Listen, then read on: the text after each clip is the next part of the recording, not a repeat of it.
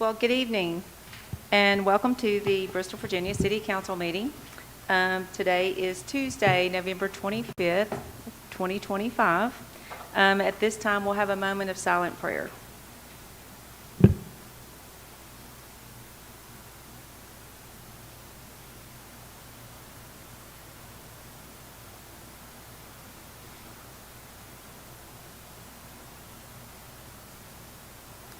Please join me and stand for the Pledge of Allegiance.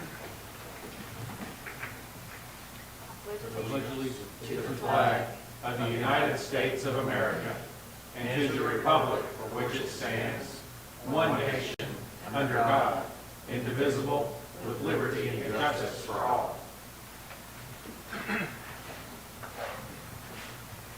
Well, good evening. Thank you all for coming out tonight on this rainy, dreary night. We appreciate you being here. I just wanted to mention a few things. First, as we go into this week, it's the week of Thanksgiving, and so I hope that everyone is preparing to be with your families or loved ones or special folks on Thursday for Thanksgiving. But I just wanted to say from being your mayor here in the city that I am thankful for all of you all. I'm thankful for the opportunity that I've had to serve as the mayor for this almost past 2 years, and thankful for the wonderful staff that we have here in the city. I can't say enough about the staff and how hard they work. They are, anytime any of us ask of anything, they are on top of it, and same for you all. I'll have to say I think we have some of the best staff around.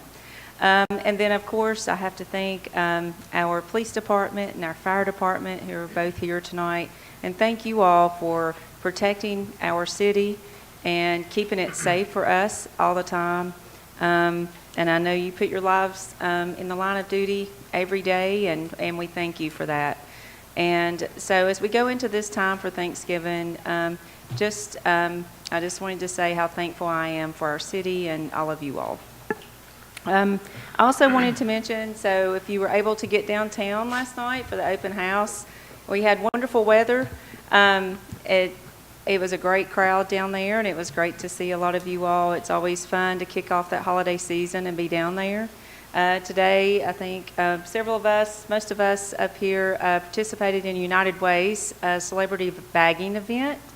And that was a lot of fun, and it's money that's raised, and it goes to United Way, who means so much, and they do so much for the residents here in our city. But we also have a big week coming up next week. So Monday is the 45th annual Christmas tree lighting that will be here, right here at Cumberland Park in the square where our Christmas tree is located. That tree that event starts around 5, but the tree won't actually be lit until about 7. And so they'll be gathering around the tree and music and everything else. So I hope that you all will be able to come out and be here for that. It'll be a lot of fun. And then on Thursday night is our Christmas parade. And we know how much fun we all have at that and how big it always is. So I hope to see you out there as we kick off the holiday season. I wanted to add tonight one additional note. Our vice mayor this past week graduated from Lead, Virginia, and is a class of 2025. So congratulations to you. Lead Virginia is a wonderful program that people from across the state participate in. It's very hard to get into, and then you're selected, and usually they pick around 50 people to go through it. I did it back in 2020, and I still go back to the relationships I made across the state from that, as well as it comes in handy when we're in these roles and develop those relationships. So I just wanted to say congratulations. I know Jake has spent the past 8 months or so spending time in communities all across the state, and so bringing back all those ideas and relationships he's made. So thank you for that. Thank you. All right, so I'll open the floor for any additional comments from council. I'll go. Oh, You go ahead. go. Okay. I've got just a couple. I'll try to be brief. I know I'm never brief. I did want to thank the Hard Rock for putting on a great Christmas tree lighting tonight. It was Yes. fantastic. But other than, or in addition to the Christmas spirit that was shown, it was fantastic. They gave out so many donations, so many checks to local nonprofits in the region. One was for 100,000. I think there were 5 for 10,000. Just so many good organizations doing good work. Just got a huge boost tonight from the Hard Rock. So I just really appreciate them and for what a community partner they are for our community.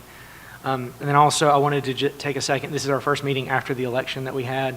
I want to congratulate all of our city officers that ran for re-election.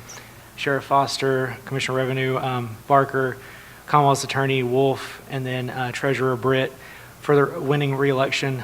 They've served the city well, and the voters put them back in those offices again to show that. And also for Delegate O'Quinn, and then our new statewide elected officials, Governor-elect Abigail Spanberger, Lieutenant Governor-elect Ghazala Hashmi, I hope I said that correctly, and then Attorney General-elect Jay Jones. We look forward to working with all the above. Our city's in a unique situation. We've got some unique needs, unique issues. We got to work with everybody, and we're excited to get to work with these folks that have been in office and the new ones as well. So it'll be a new Commonwealth in January, but we're excited for what it brings. Just to piggyback on everything the mayor said, there's a lot of events coming up, and we're excited for that. It's a busy time, and there's so many things going on. I did want to say there's been a few articles in the news recently about the upcoming retirement of our fire chief, who's here tonight. So just wanted to say, Chief, since you're here tonight, we appreciate everything you've done. I'm sure we'll see you a lot between now and then. I think we've got a few more months with you, so just congratulations, and thank you for your time here at the city. That's an exciting announcement.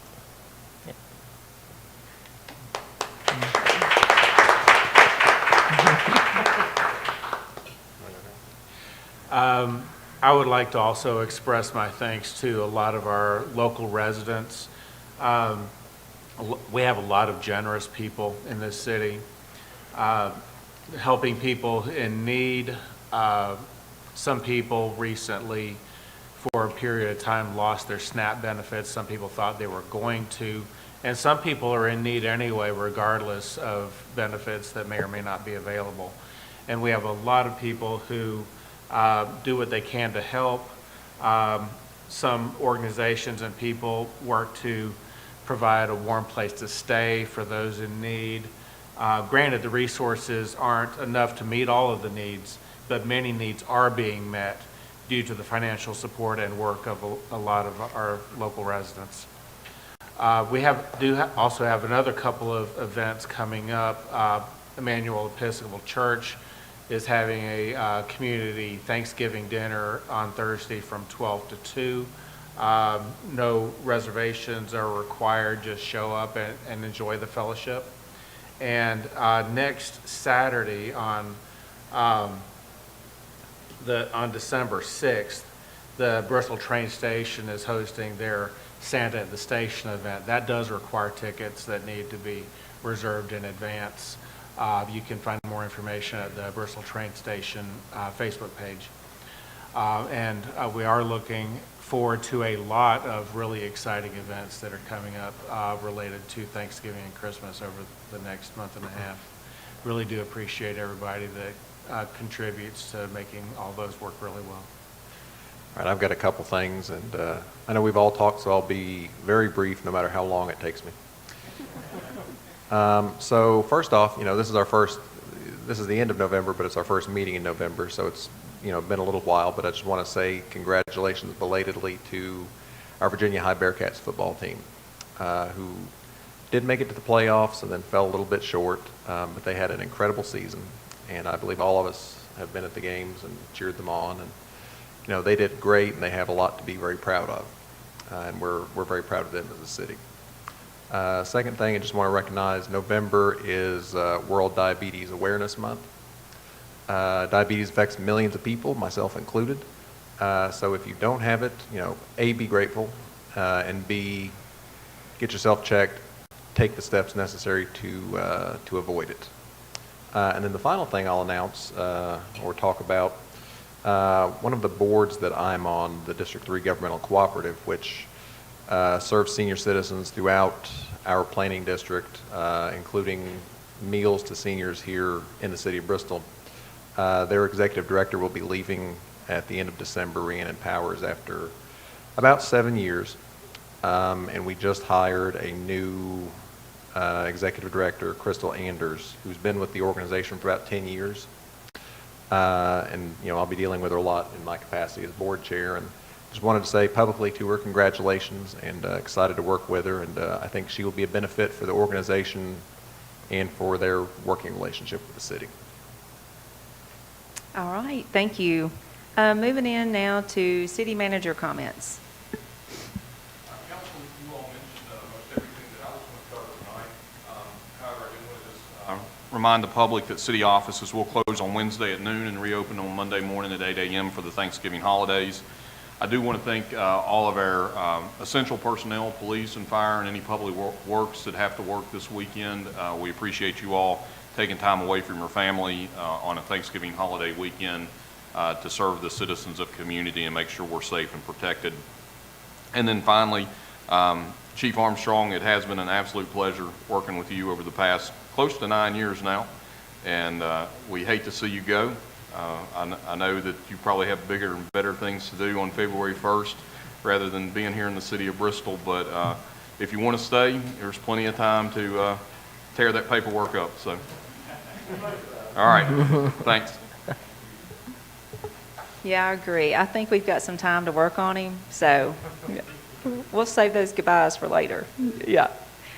Okay, now moving into adoption of agenda. Madam Mayor, I move for the adoption of the agenda with one change. Under Section G for closed session, I would like to add a second closed session reason for personnel. Okay. Second. All right, we have a motion and a second with those changes. Clerk, please call the roll. Farnham. Yes. Holmes. Yes. Osborne. Yes. Polly. Yes. Nave. Yes. All right, moving into the first item, D1, regular agenda, update on Bristol Promise program. And we have Dr. Adam Hutchinson here tonight, who is the president of Virginia Highlands Community College, and we would like to welcome you. Well, thank you, Madam Mayor and council members. Thank you for the opportunity to speak with you, and as well as city staff. Thank you again for all you do for Virginia Highlands Community College. Just a quick reminder of kind of what we do at the institution. We're one of 23 community colleges in the Commonwealth of Virginia, and while we're all sort of part of the same family, each one is operated independently. And VHCC serves Washington County, the city of Bristol, and the western portion of Smith County. Each year, we bring an annual budget of almost $20 million into the region, $18.5 million of which is spent right here locally in salaries and purchasing, making our community stronger. And specifically for Bristol, VHCC currently serves 413 Bristol residents. So there are 413 students from living within the city limits of Bristol, including almost 120 Virginia High students who are taking dual enrollment at no cost. Some other data points that might be interesting to you: of all of the Virginia undergraduates who claim Bristol as their home, 75% go to VHCC. So most of Bristol's students who pursue undergraduate education are at VHCC, and we've had over 450 graduates at VHCC who call Bristol home since 2023. We're certainly proud to be a part of this community, and we love serving it as we get to. I'm here tonight to really celebrate what is, I think, a milestone moment for this city. Thanks to the generosity of the Ann and Jean Worrell Foundation, we've established a Promise program that now serves residents of the city of Bristol. In 2024, we established a program in Smith County, 2023, and in 2025 started a program for Washington County residents. And beginning next fall, 2026, through the class of 2028, we're able to offer to every high school graduate in the city of Bristol. So if you live in Bristol city limits, When you graduate from high school, if you'll start college right away, we can guarantee you have a tuition-free experience at Virginia Highlands Community College. The program is designed to work exactly as the Washington County Promise program works. We'll provide all of the supports that go along with that, including staff that help monitor community service hours so that those students are giving back to the city of Bristol while they're students at VHCC.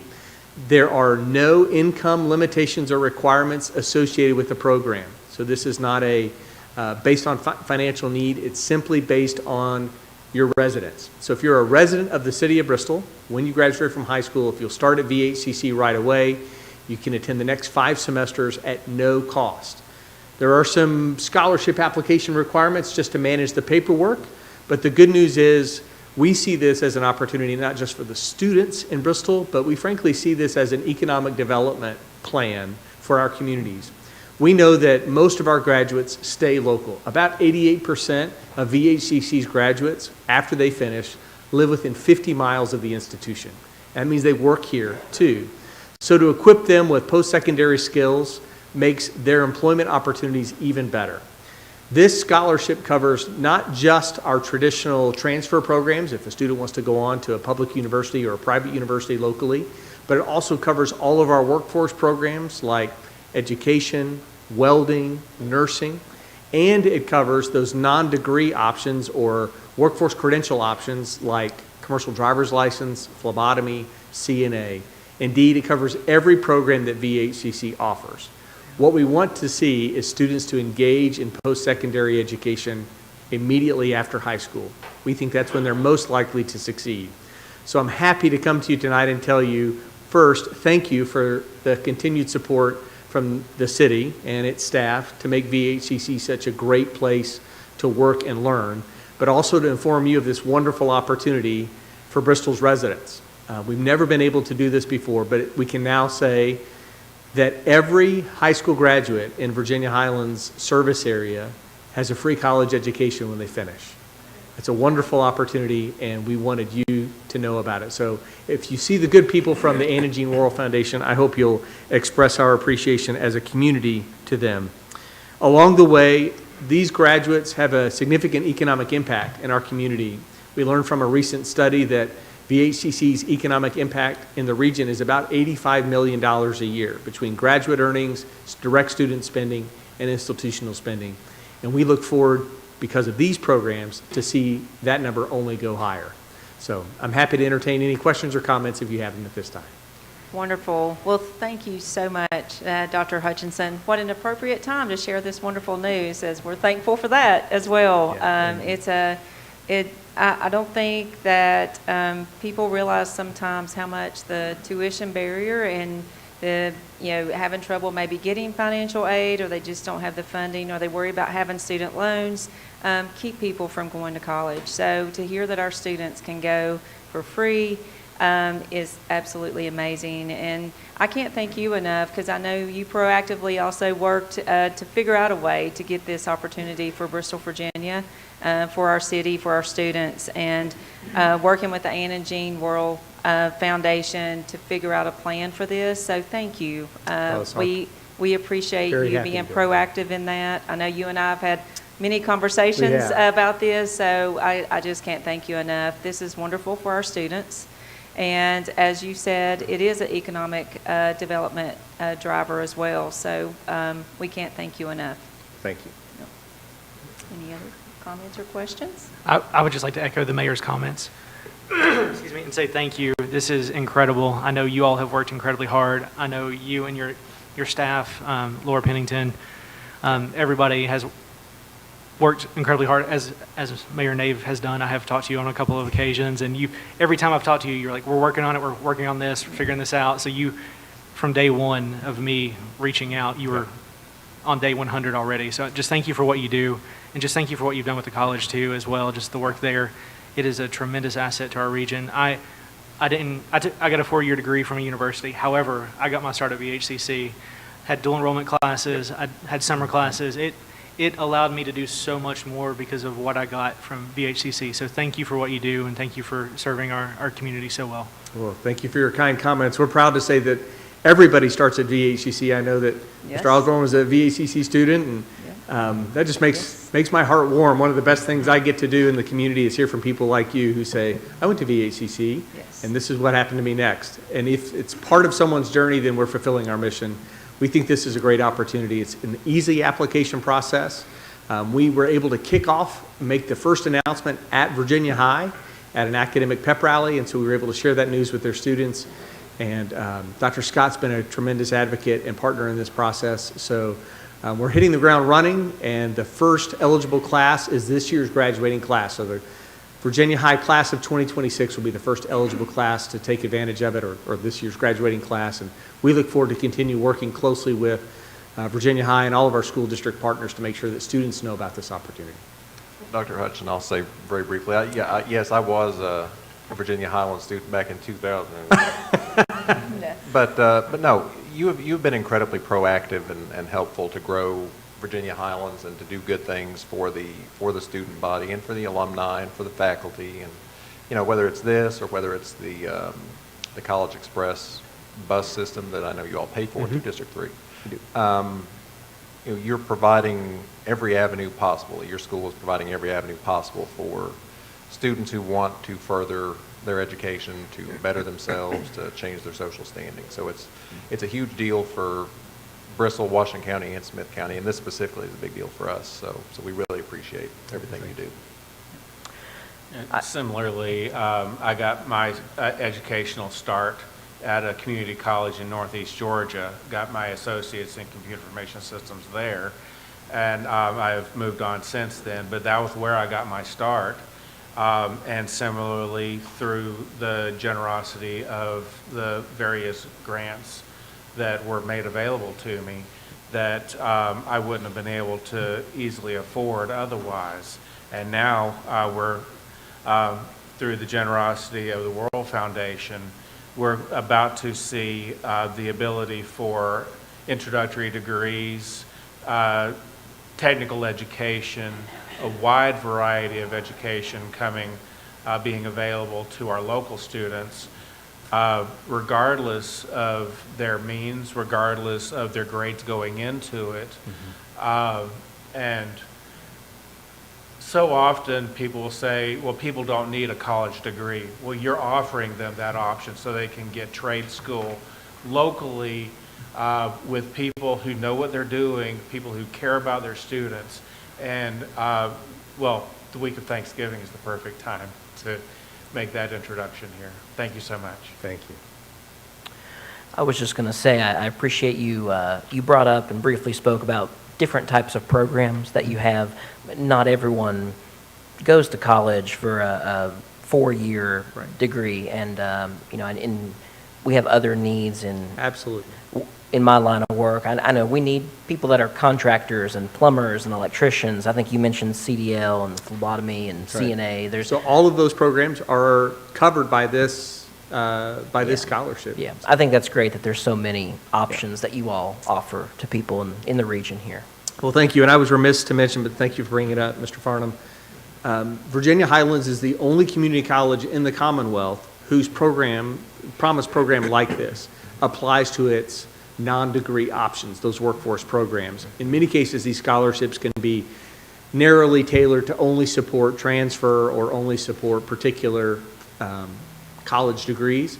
We're really proud that all of our promise students have the opportunity to mix and match. We've had students who finish a diesel certificate and then go on to get their CDL to make themselves more employable, or other opportunities like that. So really, the sky is the limit. We see ourselves as the bridge to everywhere for students in our community, and we, again, are very appreciative of the council's support and what you do to champion VHCC in our community. So thank you. That is wonderful. Well, thank you. We appreciate you being here. All right, moving into item number 2, a supplemental appropriation for $303,996. We'll hear from Mrs. Spradlin. Thank you, Mayor Nave and members of council. This item is a supplemental appropriation in the amount of $303,996 to appropriate in our general fund carryover of $18,500 for General District Court bond forfeiture refunds in the amount of $3,000, 28th Judicial Circuit Court Clerk bond forfeiture refunds, the amount of $15,500. Once again, for total carryover in our general fund of $18,500. Non-carryover for the general fund, General District Court professional services court fees, $18,000. Police Department insurance proceeds of $3,603. Police Department grant proceeds for overtime, $12,160. Also, Police Department grants, federal funding for accreditation, $233,693. Fire Department hazmat reimbursement, $1,994. Hazardous materials emergency hazmat reimbursement, $4,635. VDOT reimbursed maintenance, insurance proceeds of $4,871. And Parks and Recreation programming donations in the amount of $6,540. Total non-carryover items are $285,496 for a total general fund appropriations, once again, of $303,996. And staff does recommend that council approve the supplemental appropriation as listed. All right, thank you. Thank you. We'll now move into a motion and second. So moved. Second. All right, we have a motion and a second, and I'll just say I wanted to point out one thing on here. A lot of it's self-explanatory, but it's exciting again to see the COPS hiring program, CHP grant of $233,693. That is huge to get a grant of that size. A lot of times we see grants come through that are $10,000 or, or less. And so to have one of that size truly makes a difference and helps. And so I appreciate our police department being proactive and going after that funding. Yes. Having come to the meetings for a long time, whenever these supplemental appropriations come up, you look through it to see, well, what are we paying for this time that wasn't in the budget? Well, when you're talking about something that's mostly grants, you're glad to see those come. And then most of the other ones were reimbursements, including where our fire department and police departments were helpful to other organizations in addition to our own residents, and they get reimbursed for that so that we can then help pay for the needs of our local police department. It doesn't have to come out of our taxpayers. And then one of the smaller items, bond forfeiture refunds, my expectation there is that somebody came back and did what they were supposed to do for the court, so then they got their bond refunded.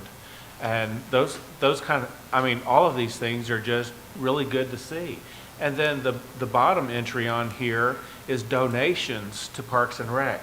We had generous people in our community who see the benefit of our local Parks and Rec department, and they decide to give to support the programs.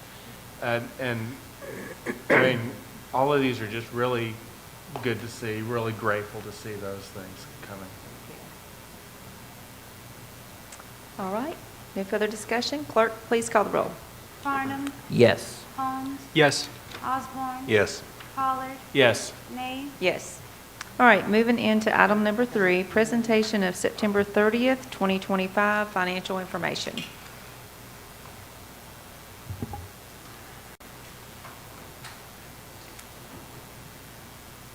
And I will turn that over to you, Mrs. Bradley. Thank you again. Very good. Mayor Nave and members of council, this is the financial information for the quarter ended September 30th, 2025. This information is prepared on the cash basis and is unaudited. Our general fund summary with a budget of $128 million. The original budget was $95.3 million, and there was a supplemental appropriation in the amount of $30.7 million to pay off the 2023 ban. So revenues of $17.354 million, 14% of budget. Expenditures of $20.572 million, 16% of budget, for a fund deficit of just over $3.2 million. And it's normal for the city to operate at a deficit for the first quarter of the fiscal year. This is what our general fund revenue looks like. Local revenue, shown in blue, makes up 57% of general fund receipts, and it is 76% of the general fund budget. And our state revenue, shown in red, makes up 37% of general fund receipts, and it's 21% of the general fund budget. Then the green is our federal revenue, and it makes up 6% of the general fund budget. It makes up 6% of collections so far, and it's 3% of our general fund budget. Here are our financial data graphs, and these graphs compare actual revenues over a period of time. Fiscal year 22 is shown in gray, 23 is shown in yellow, 24 in red, 25 in green, and then the current year 26 is in blue. Local sales and use tax actually down from fiscal year 2025, but up slightly from fiscal year 24 and up from the other years. We'll continue to watch that revenue as we make our way further into the fiscal year. Cigarette taxes are up from 25 but down from 24, and overall those taxes have been up and down. Our lodging taxes are up from all years presented, as are our meals taxes. Our general fund expenditure update. For the first quarter of the fiscal year, the benchmark is 25%. Government administration is at 24%. Judicial administration, 23%. Public safety, 26%. Public works is at 14%, and that's due to the timing of our landfill expenditures. Health, welfare, and social services is at 23%.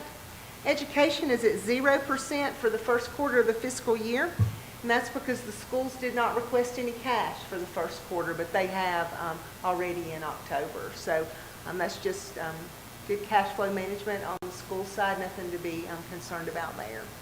Parks, recreation, and cultural is at 21%. Community development is at 20%. And that is down just slightly due to the timing of some of our outside agency payments. Non-departmental is at 59%, and that's up for the 25% benchmark just because our insurance payments are due all at once. We pay those all in July of each fiscal year. The debt is at 11%, and that is really due to the band payment that will take place in October. So as of the first quarter, it had not occurred yet.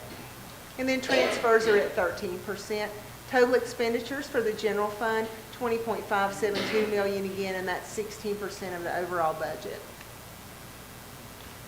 Our financial data graphs continue. This is what our general fund expenditures look like, how the city's money has been spent for the first quarter of the fiscal year. Public safety was 30% of budget of actual expenditures. Debt, 21%. Public works has been 17%. Health, welfare, and social services, 13% of general fund expenditures.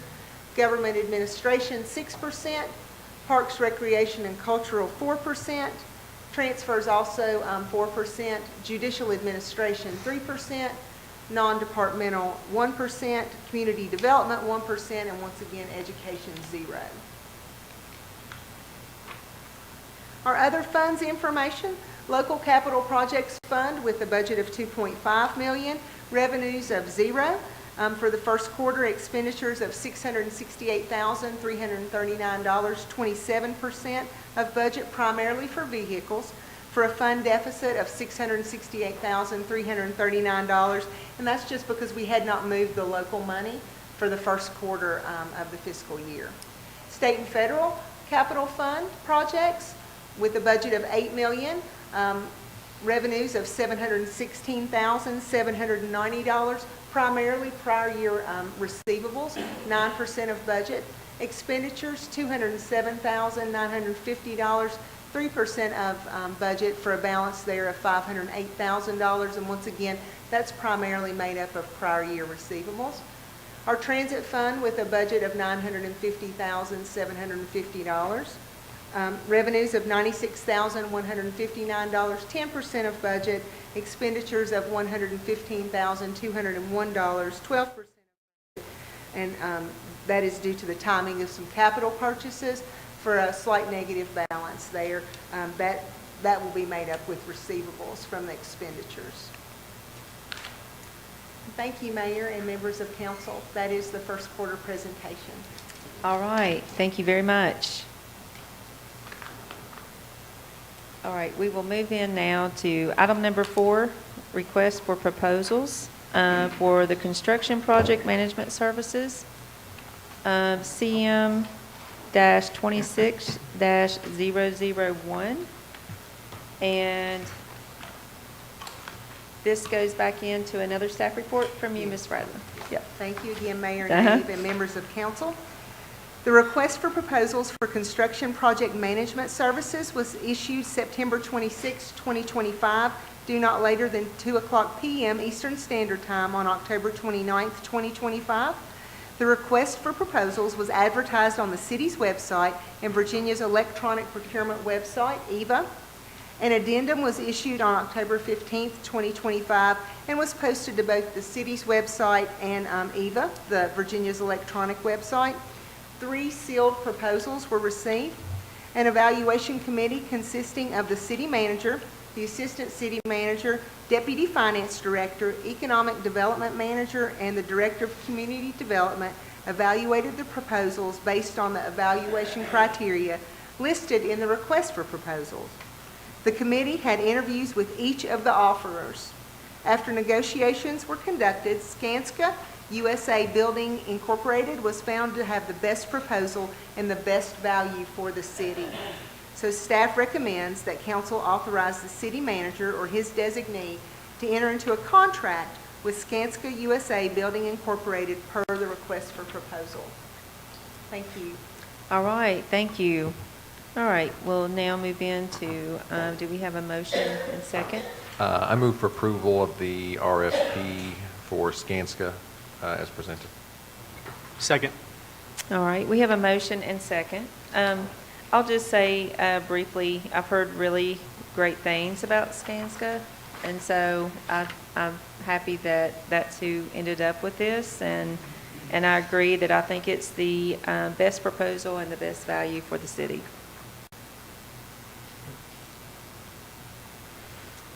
No further discussion. Clerk, please call the roll. Farnum. Yes. Holmes. Yes. Osborne. Yes. Pollard. Yes. Nate. Yes. All right. Item number 5, approval of shelter activation protocol, and we'll hear from our fire chief, Mike Armstrong. Well, I'll start it, and then Battalion Chief Farley can take up where I'm sorry. where I may miss some things. I'm sorry. So, council, we do have a shelter activation protocols. We know, unfortunately, it's getting wintertime and it's going to get colder over the next several months. And over the past couple of winters, we have worked as a city and with DSS and other agencies to open shelters when temperatures really require us to open a shelter for people who are unhoused. And we've had this protocol for a period of time. It's never really been approved by council. And what we want to do is just put this out there for the public so the public is aware as to when the city will open a shelter and can expect the city to start activating resources for that. And at this time, we would have the Department of Social Services, the Health Department, Law Enforcement, Fire Department, our City Transportation Department, and other volunteer organizations involved in the event that we do open a shelter. And the shelters will only be opened when certain conditions are met. And one, the first condition that has to be met, the Salvation Army and Haven of Rest has to be at full capacity. We have opened shelters in the past, and we've had maybe 2 individuals show up, and we have 20 DSS staff and city personnel combined to help with 2 unhoused individuals at a facility. So once the Salvation Army and Haven of Rest are at capacity, then we'll go look at temperatures, precipitation, winds, and any other needs that may be present at that time to make a determination as to whether or not it's appropriate to open a shelter. The city manager or the emergency management coordinator has the authority to activate shelters based on real-time conditions and forecasts.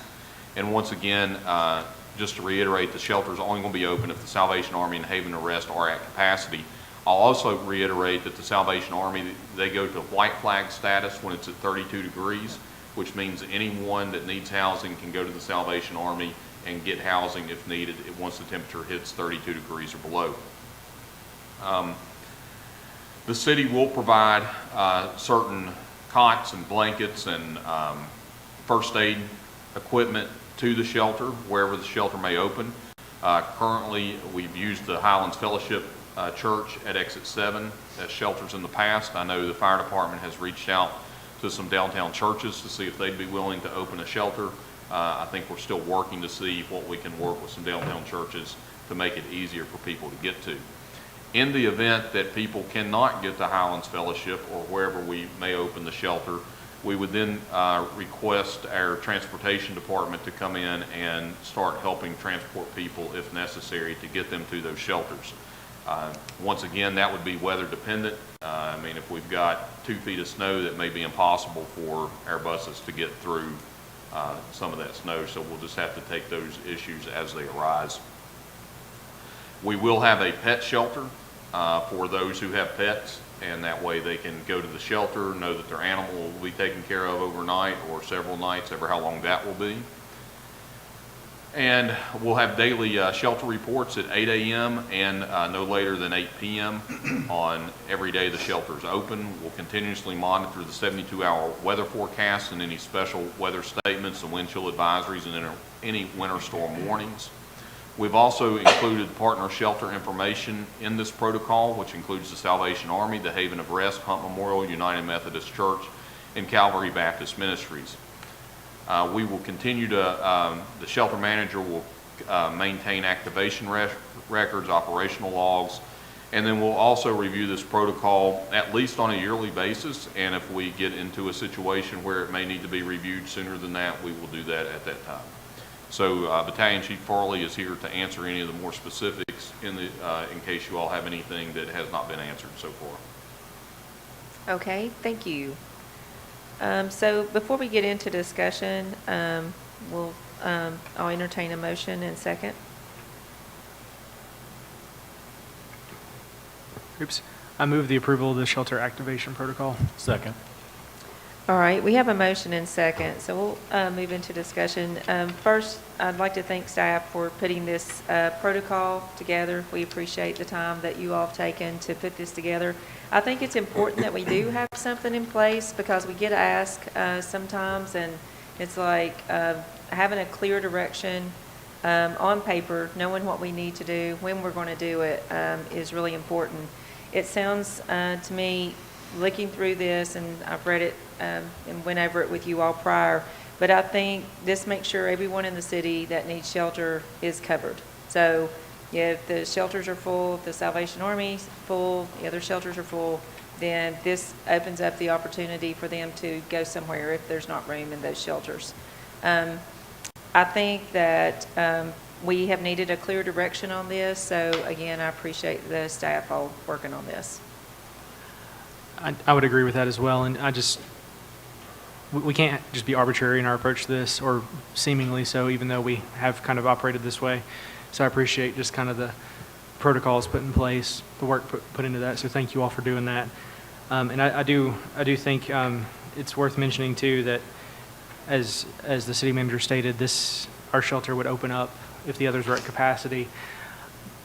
Our folks that would operate our shelters are professionals, but those folks are the professionals at operating the shelters, and having those as the first line is the best approach to that. So I appreciate that we're utilizing I hate to use the expert word, but the experts in that, and then our folks come in as needed. So I think that's the best approach.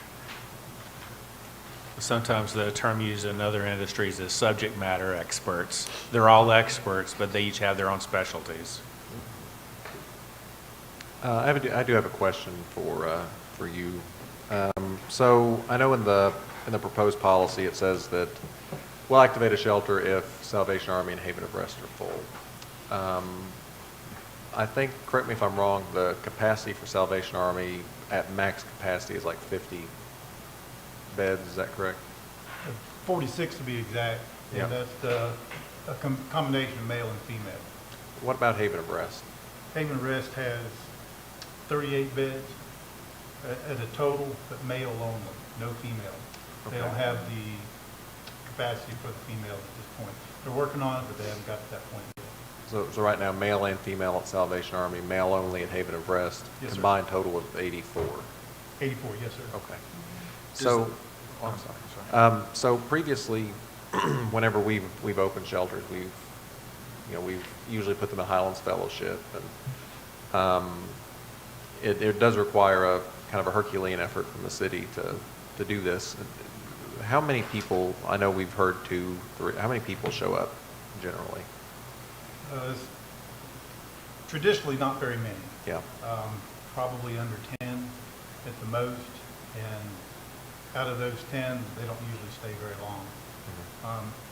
But we got to keep in mind for this protocol, it's not only for the unhoused persons in our area, but it's also for any evacuations that we may have, natural man-made disasters, power outages, water outages, and other things of that nature.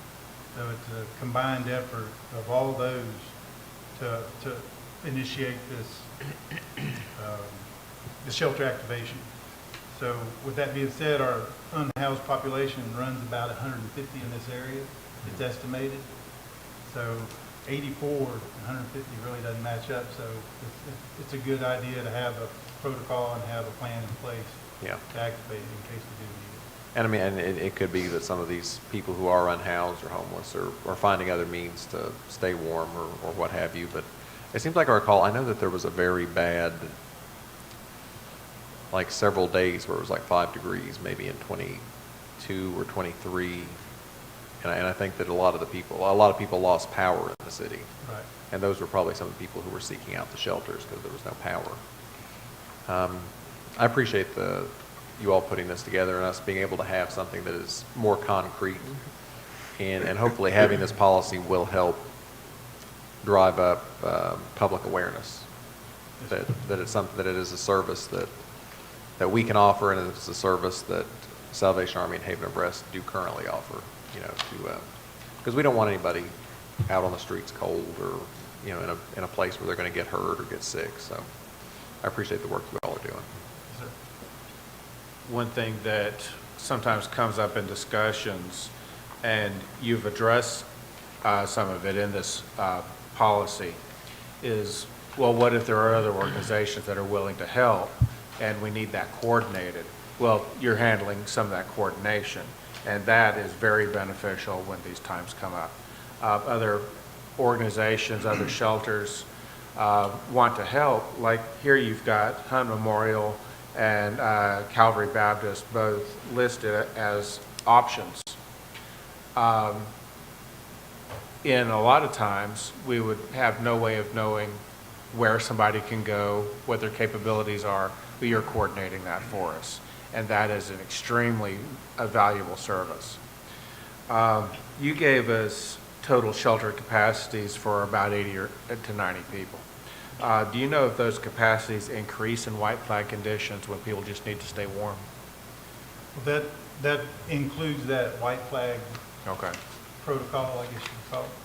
And that's their maximum. That includes their extra beds that they don't normally have. So, and keep in mind that Hunt Memorial and the Calvary Baptist Ministry, both of those are day shelters only. for Ordinarily. warming and whatnot. They do not house folks overnight. And from what I understand, if this is the same organization I'm thinking of, thanks to Calvary Baptist Ministries, they're shifting away from the day center services, though I expect they would be available in the case of critical conditions such as we're discussing here. So everybody involved may need to do a little bit of adapting when something comes up, but that's what we're good at, doing what it takes to help people. And I really appreciate the work that you put into this. Yes, sir. And council, I'd like to make one other comment. Our neighboring jurisdictions, and Chief Armstrong, correct me if I'm wrong, but the city of Bristol, Tennessee does not have warming shelters. They do not provide warming shelters, and neither does Washington County, Virginia. So we're the locality that, right now has a protocol for shelters in order to open up with city resources and city staffs. In that case, if we know of a ministry in Bristol, Tennessee that's willing to offer space, would it be advisable for them to contact you in your office or the fire department in their office? If they're on the Tennessee side? Right. They probably should reach out to Kelly Bourgeois on the Bristol, Tennessee side, or Chief Mike Carrier with the fire department over there would be the best. Okay. Well, you were saying that they didn't offer those services, so Well, but if they're on But the they Tennessee should. side, they could at least coordinate with Bristol, Tennessee Okay. and their staff on getting that word out that they would be open as a shelter. okay, thank you. So on the roles and responsibilities, we've kind of got in this protocol, how it would go, and then required personnel, and then resource requirements. Do we have, or who has the, like, if we need cots and blankets, first aid, who does that come from? We have that. We have it all already? Yes. Yeah. And I think it's also good to point out on the pet sheltering trailer, that is huge. I know during Hurricane Helene, I was up at my church at Highlands Fellowship, and the pet shelter was set up there, and what a relief that is when people are located in the shelter to have that to put their pets in. So I think that's another good thing, because we don't want our pets to be cold and freezing either. So, and they're not allowed in a lot of the shelters. So I think that's a great add to this.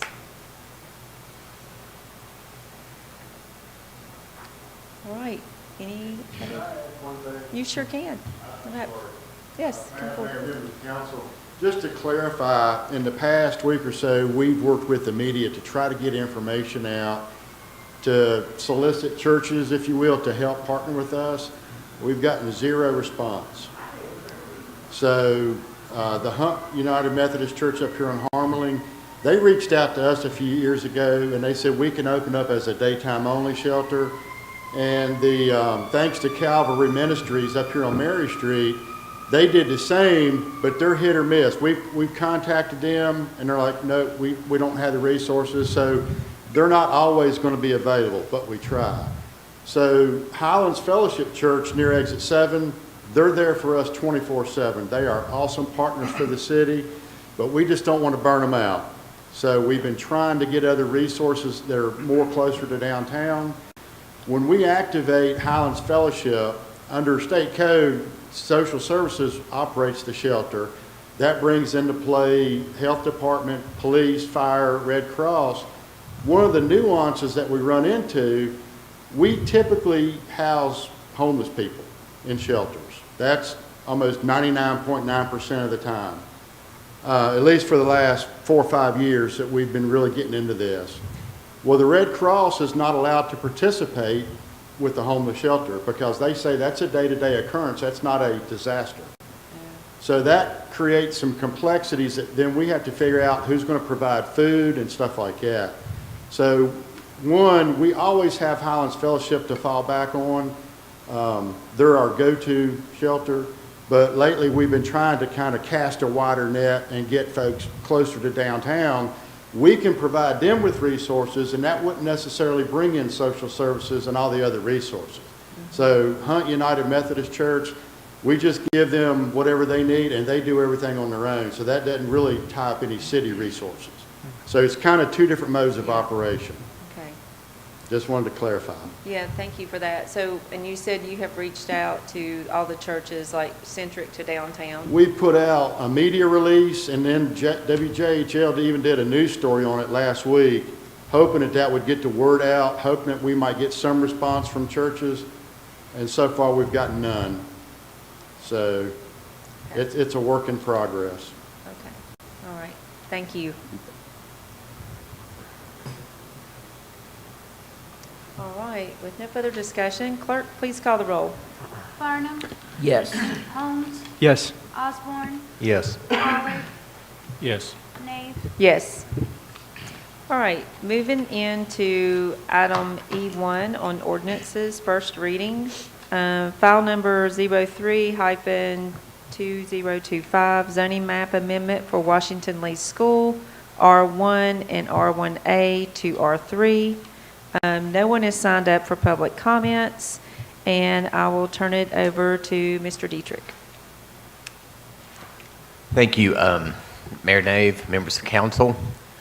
So property that is currently owned by the city of Bristol, Virginia, the former Washington Lee School located at 185 Washington Lee Drive, is being proposed to be rezoned from what is now R1 single-family residential and R1A single-family low-density residential to R3, which is moderate-density residential. The reason for the rezoning request is to allow the purchaser of the property to convert the former school into multifamily housing. The property is in the process of being sold to Clyde Stacy and Jim Bunn. As you may remember, RFPs were issued for purchasing of the 3 elementary schools. Mr. Stacy and Mr. Bunn presented the best proposal for this, and it was accepted by the city council. So the request, of course, was for multifamily. They were going to want to convert the existing school into apartments. The proposal was 28 to 32 apartments. And from after speaking with Mr. Stacy, they were going to be somewhere around $2,000 to $2,200 per month for rent. It was for rental, at least at the beginning. As you can see, here's the property in question, the outline. You have the former school in there, plus there's a lot of vacant land around. Some of the other pictures of the property. This is the current zoning map. The yellow is the R1, which is single family. The orange there at the bottom is what is existing for R3. And then there's a little bit up there at the top, more of a paler yellow color, that's the R1A. That's the low density single family residential. Here is a copy of the survey of the property. We are in the process of combining all of these lots into one prior to sale. Just going to kind of go back here to the zoning map, go through the staff report briefly. So the project was advertised in accordance with Virginia State Code 15.2-2204, which requires 2 advertisements in the newspaper and certified letters to all adjoining property owners. The Planning Commission recommended a joint public hearing with the City Council at their August 18th, 2025 meeting, and that joint public hearing was held at the September 23rd, 2025 City Council meeting.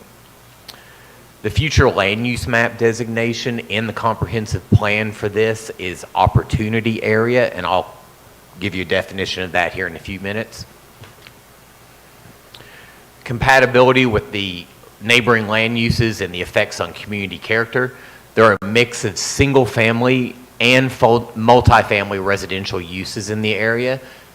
Most of them to the north are single family, and then of course behind it are multifamily apartments. Virginia High School is also within about 500 feet of this site.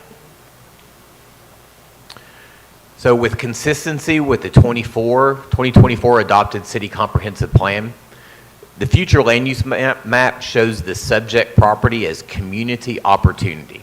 The community opportunity areas are sites in Bristol that have special qualities, such as central locations and existing buildings with interesting architectural features and cultural importance.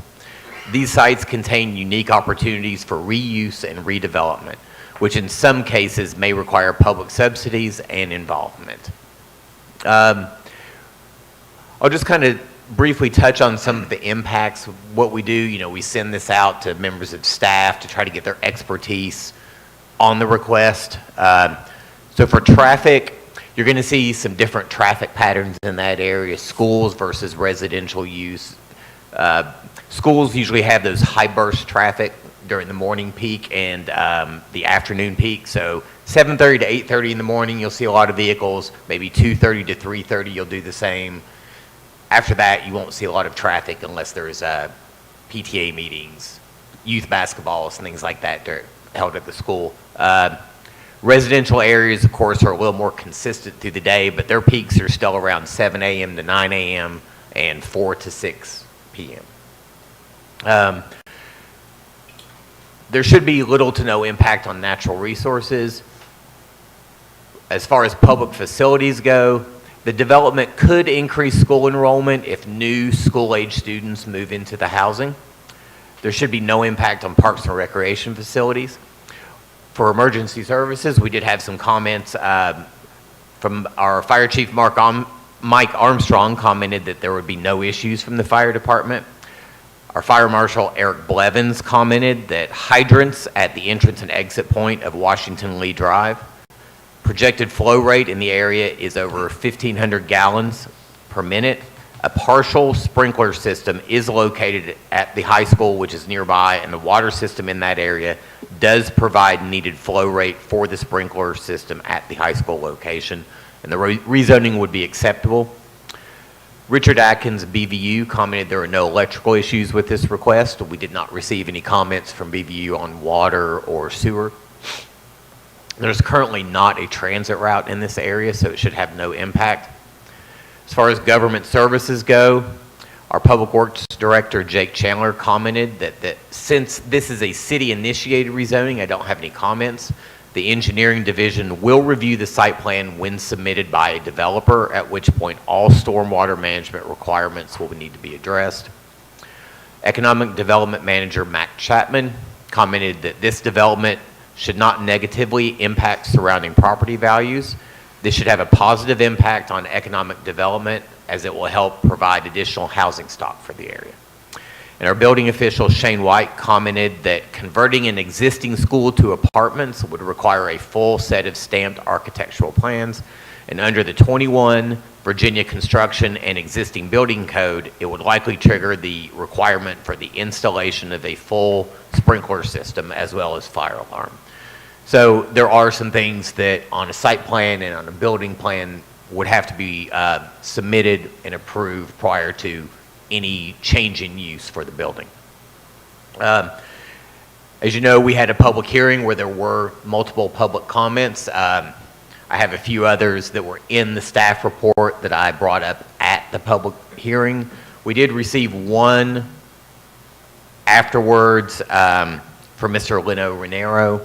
He had sent an email to one of our planning commission members. You can see just encouraging the city to have some restrictions as to what could be built on the property, to basically just to make sure that what was submitted to the city by Mr. Stacy and Mr. Bunn is what is actually developed there. Just in case something happened, they decided not to develop it, sold it to somebody else who wanted to do something different. So that was basically his main concern as far as that goes. So under our conclusions, the property in question is a mix of R1 single-family residential, R1A single-family residential, low density, and R3 moderate density residential. So in order for the proposal to construct 28 to 30 apartments in the existing Washington Lee building to be approved, the property would need to be rezoned to R3. So R3 districts are appropriate in suburban portions of the city as a transitional or buffer zone between low-density residential districts and other uses that are not compatible with low-density residential environment. There are also existing multifamily residential uses in this area which adjoin the proposed rezoning and have higher unit densities than the current proposal would. The proposal for Washington Lee would create an additional buffer between the Holston View apartments, which are formerly Lee Garden, and the single-family residences in the neighborhood. The addition of housing units also meets goals in the comprehensive plan with respect to promoting a variety of housing types and encouraging reuse and rehabilitation of existing homes and buildings. The 24 future land use map in the comprehensive plan has designated these parcels to be a community opportunity area. These areas are sites, as mentioned before, that have special qualities such as existing buildings with interesting architectural features and cultural importance. These sites contain unique opportunities for reuse and redevelopment. Staff believes that the conversion of the former school to housing is exactly the type of community opportunity that is described in the comprehensive plan. So at the November 17th, 2025 meeting, the Planning Commission voted to recommend the request to the City Council for approval by a 5-0 vote. The Planning Commission also recommended the following to the City Council to consider if it was approved. And these are non-binding recommendations, but they wanted to make sure that they were part of the overall recommendation.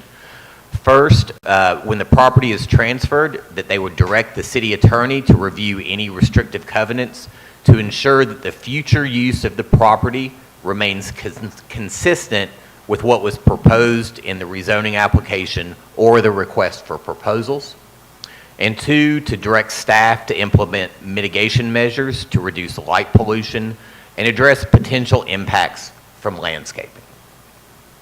So using the standards and factors set forth in the Code of Virginia sections 15.2-2283, 2284, and 2285, staff recommends that the City Council approve the proposed rezoning map amendment on first ordinance reading.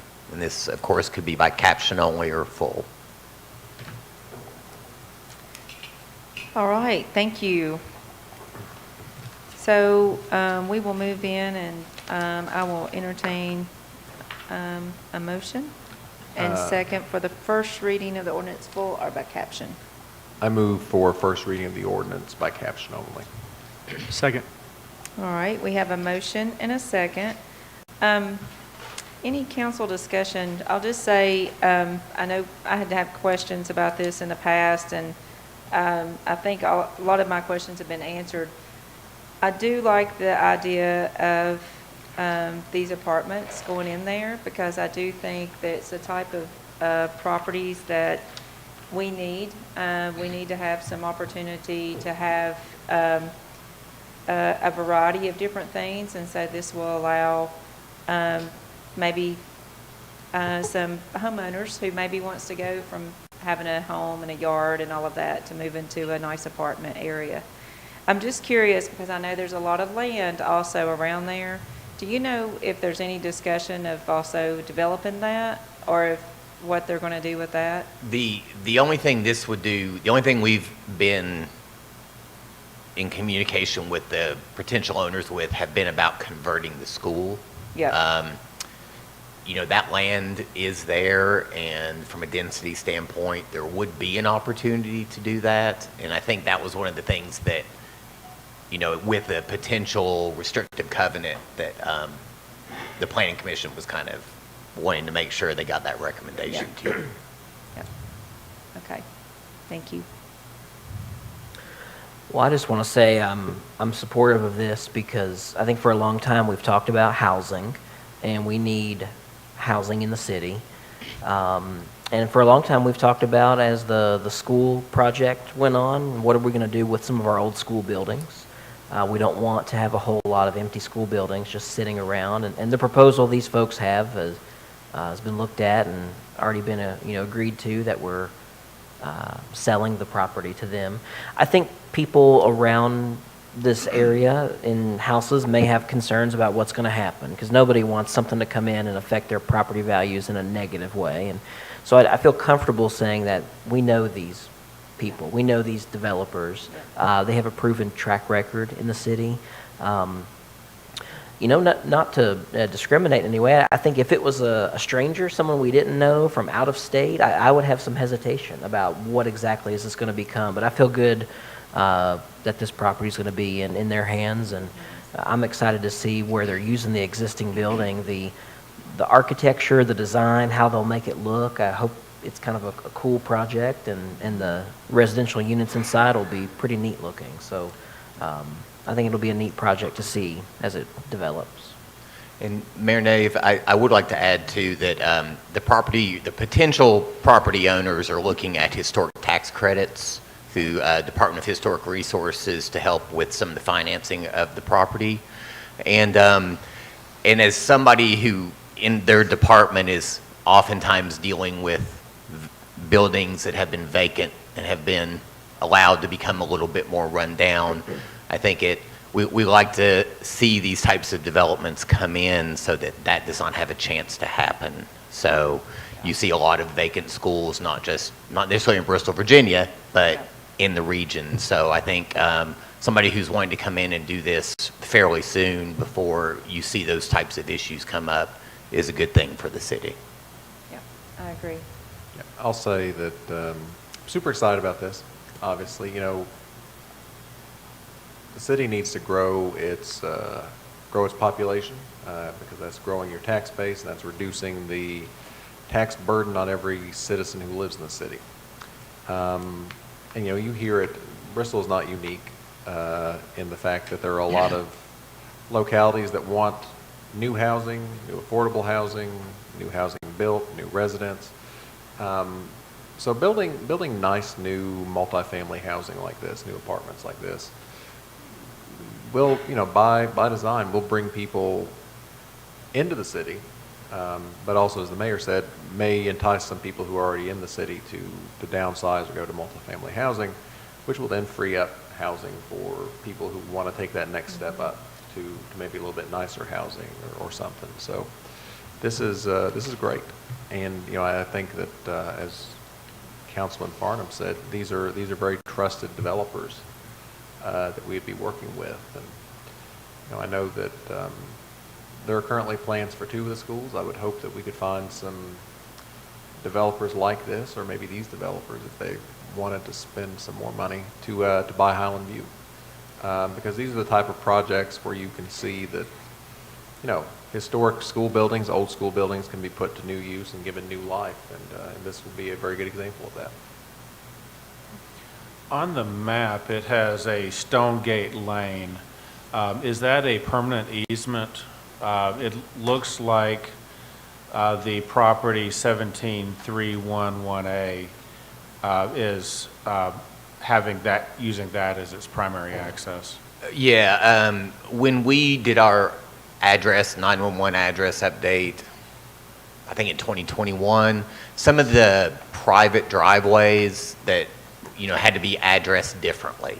So it's basically just it's a private driveway that didn't really correspond with the road frontage that was there. So that's why it was updated into that way. Does the plat have a permanent easement? We don't want to cause the existing resident any. Well, yeah, that'll be something that we make sure of if it doesn't, but they would have a deeded easement, so. Okay. I guess my main question, though, would be addressed to the city manager / city attorney, because part of it's more internal functional and part of it's more legal. And that is how we would go about implementing the Planning Commission's recommendations. One of our previous presidents said, "Trust but verify." I think I would make the motion. Let's see, you've already made a motion tonight, haven't you? Mm-hmm. I would revise your motion if that's what council wants to do, to adopt the Planning Commission recommendations. We can put it into the ordinance and have it for the ordinance for the second reading. So we shouldn't have any problems putting those restrictions, whether it be deed restrictions or covenants or what have you. I mean, ultimately, it's going to be up to the buyer if those restrictions cause a problem, and if for some reason it causes a problem, then, you know, we may have to go back to the table, but as of right now, I wouldn't foresee any problem with that. Would it then just be adopted as the wording from the Planning Commission, or would you be drafting something to incorporate, or? I can do it either which way. I would probably just take the wording directly from the Planning Commission, what they suggested, and just incorporate that into the ordinance. Right. And what is in the staff report was transcribed directly from the minutes of the Planning Commission meeting. So we went back and listened to make sure we had it exact. Basically to ensure that the future use of the property remains consistent with what was proposed in the rezoning application or the request for proposals, which seems to be good wording. And then the second part would be to direct staff concerning light pollution and landscaping. they are working on a landscaping ordinance, but it's not in place yet. And we just want to make sure that the residents are protected regardless of what happens going forward.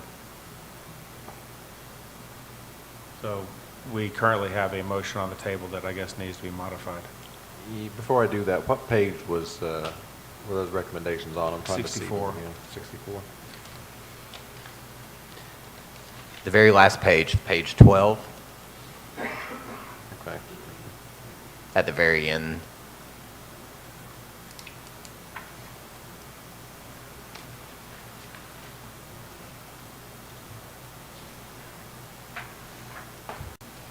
Okay, I mean, that's very vague, so I mean, that's fine. That doesn't sound too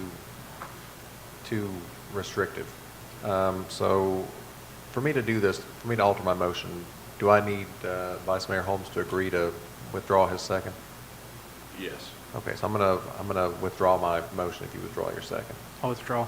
Okay, so I'm gonna make a new motion that we do first reading of the ordinance by caption only with the alterations as requested by the Planning Commission. Second. Thank you. Thank you both. All right. All right, we have a motion and a second, and now we will ask the clerk to call the roll. Farnum, Yes. Holmes, Yes. Osborne, Yes. Pollard, Yes. Nate. Yes. So reading of the ordinance by caption only. Ordinance number 25-8, an ordinance by the City Council of Bristol, Virginia, approving the request to amend the city zoning map from single-family residential low-density R1A and single-family residential R1 to moderate-density residential R3 for tax map parcels 17-3-1-5 to 17-3-1-8, 17-3-1-9A to 17-3-1-11, 17-3-2-1 to 17-3-2-13A, 7-1-4, 17-4-6-7, and 7-6-6-2 to 7-6-6-5A. I missed the fourth hyphen, what was it? 17 Was that hyphen. a two? Thank you. All right, thank you. All right, moving into item number 2, ordinance number 25-9, .A, an ordinance approving and authorizing the sale of property owned by the City of Bristol, Virginia, located on Key Street, map parcels number 14-3-4-3, and number 14-3-4-2, and number 14-3-4-1. No one is signed up for public comments, and a staff report from Mr. Eads. Council, tonight you have before you the ordinance in regards to 3 parcels of property on Keys Street. We received an unsolicited offer from the church that is located next to these parcels to purchase these parcels, and we advertised that in the Bristol Herald-Courier on 2 separate occasions. Had a public hearing at the last city council meeting in regards to these parcels as required by our city charter and under 15.2-1800 and the Constitution of Virginia. This ordinance here starts the process for us to approve the sale of these parcels to the church for the offered price of $25,000 is what they offered. And I've lost my place. Yeah, for $25,000. So tonight's the first reading. The second reading will be at the December 9th meeting and would go into effect January 8th, 2026, and which closing could occur on January 9th or thereafter. All right, thank you. All right, looking for council motion and second for the first reading of the ordinance, full or by caption. Approved by caption only. Second. All right, any council discussion? Well, I have often recommended that any property that is owned by the city that doesn't need to be owned by the city should be sold for a beneficial use. this particular use, depending on exactly how they use it, may not be taxable, but it's still a beneficial use. So I'm glad to see it. We don't need to own property that we're not using. I'll just say before we vote, I've been contacted by a couple of property owners in the Key Street and Spring Street area that have concerns. So I'm going to be voting no on this. So I just want to let y'all know ahead of time. That's my reasoning. I've had some discussions, and they're vehemently opposed to this. So. And I don't think we have heard, the council has heard, like they reached out to you. Yeah, directly. So. Is it inappropriate to ask what those concerns are? Well, I don't want to talk negatively about a church. That's my only reason. Okay. I don't want to talk about it. But they just don't want it sold to the church. But so I'll vote no, but I don't think that'll block the motion from passing. So. Well, I know the church was here the last time when we had the discussion, and we answered our questions and we discussed it. But I don't recall if there was anyone that was signed up even then for public comment on it. No. Well, the people that reached out didn't, I guess they didn't know about it until they saw it after the Oh, I fact. see. So, Okay. yeah.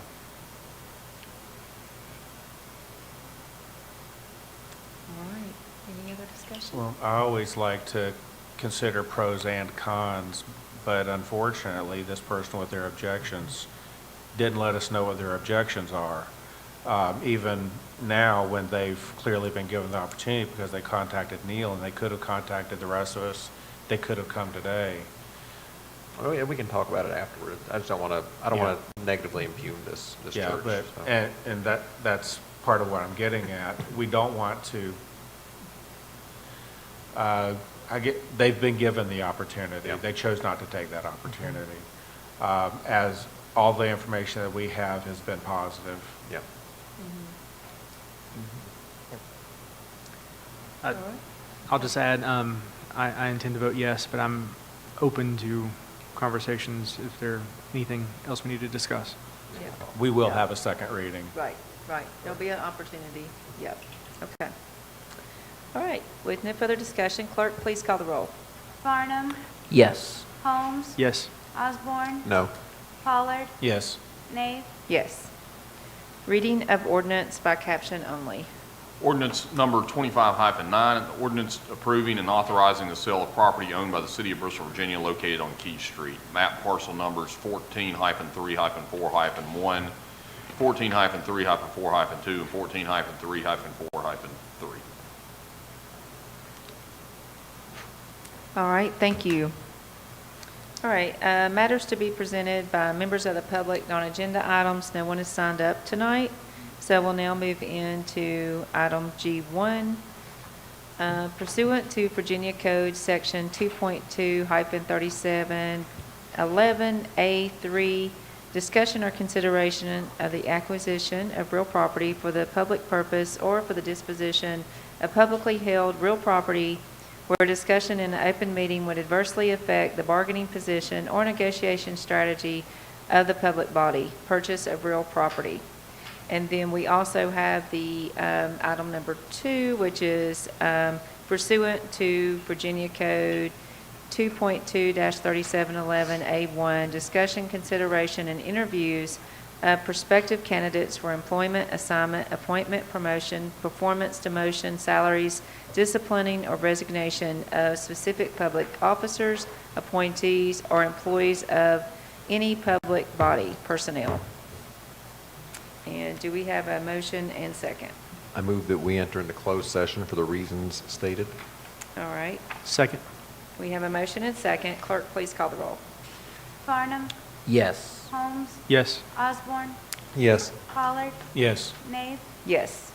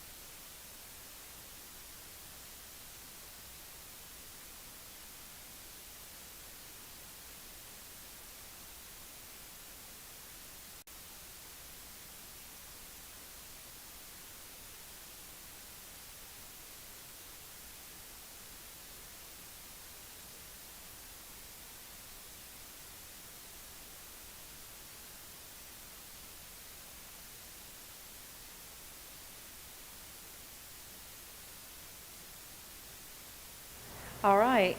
By roll call vote, council members certify that only business matters lawfully exempted from open meeting requirements as specified in the motion to convene an executive session were discussed. Clerk, please call the roll. Farnum. Yes. Holmes. Yes. Osborne. Yes. Pollard. Yes. Nave. Yes. All right, moving into item number H, consent agenda. Approval of the city council meeting minutes from October 28, 2025. And number 2, to reappoint Sheriff Foster to the Southwest Virginia Community Corrections Criminal Justice Board. I'll entertain a motion and second. I move for approval of the consent agenda in full. Second. All right, we have a motion and second. Clerk, please call the roll. Farnum. Yes. Holmes. Yes. Osborne. Yes. Pollard. Yes. Nave. Yes. Next item is adjournment.